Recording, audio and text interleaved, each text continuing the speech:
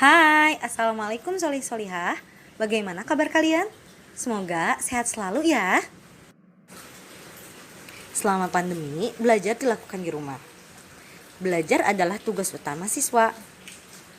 Belajar tidak hanya dilakukan di sekolah, tetapi juga di rumah, tempat umum, atau di tempat umum sekalipun. Belajar menjadikan diri yang semula tidak tahu menjadi tahu. Nah, belajar di rumah memerlukan strategi khusus, karena selain belajar, kamu melakukan kegiatan lain yang perlu kamu lakukan. Hal-hal yang dipelajari akan lebih terekam dalam otak apabila diulang sesering mungkin. Belajar di rumah bisa diatur sesuai dengan situasi dan kondisi serta kemampuan kita. Namun yang perlu diingat, sebaiknya perlu kita perhatikan beberapa hal penting sebagai berikut. Yang pertama adalah mengatur waktu belajar. Cara mengatur waktu belajar di rumah sangatlah penting, karena keteraturan belajar merupakan langkah utama keberhasilan. Selanjutnya, mengulang pelajaran atau menghafal.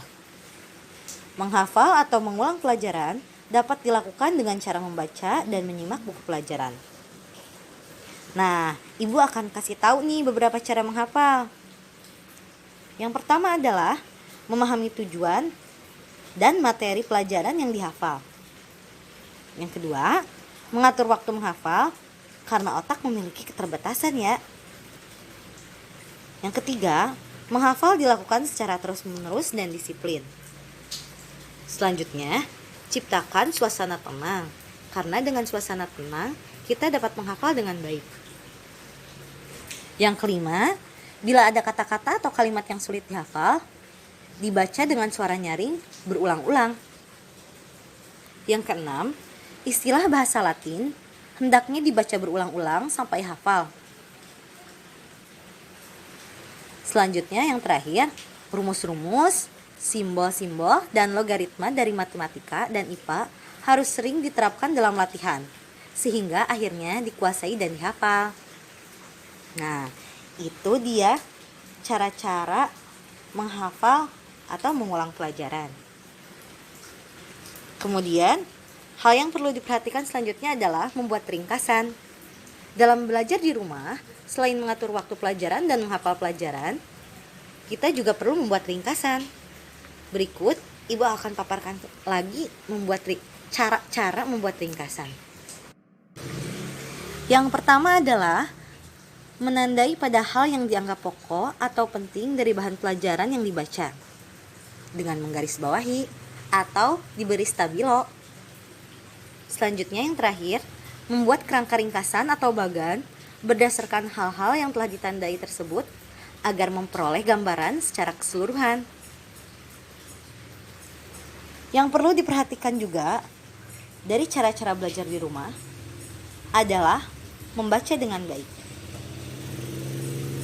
Dalam membaca, perlu ada suatu cara atau metode yang tepat, sehingga kita bisa membaca buku bukan hanya kegiatan yang pasif, tapi juga berusaha untuk dapat memahami dan mengerti apa yang kita baca. Nah, ini nih Ibu kasih cara buat membaca dengan baik. Yang pertama adalah bacalah secara keseluruhan dari kalimat permulaan sampai dengan bagian akhir. Kemudian baca ulang bagian-bagian pokoknya ya. Selanjutnya, buat pertanyaan-pertanyaan sendiri guna lebih memahami isi bacaan. Yang ketiga, mengadakan diskusi pribadi, berdialog dengan pikiran sendiri, dan berdialog juga dengan orang lain. Dan yang terakhir, menguji seberapa jauh hal-hal yang telah dibaca dalam ingatan dengan menjawab atau mengerjakan latihan. Itu dia 4 tips dari Ibu. Semoga bisa membantu kalian dalam belajar ya. Tetap semangat belajar dari rumah. Salam sehat. Wabillahi taufiq wal hidayah. Wassalamualaikum warahmatullahi wabarakatuh. Sampai berjumpa kembali di lain waktu. Dah.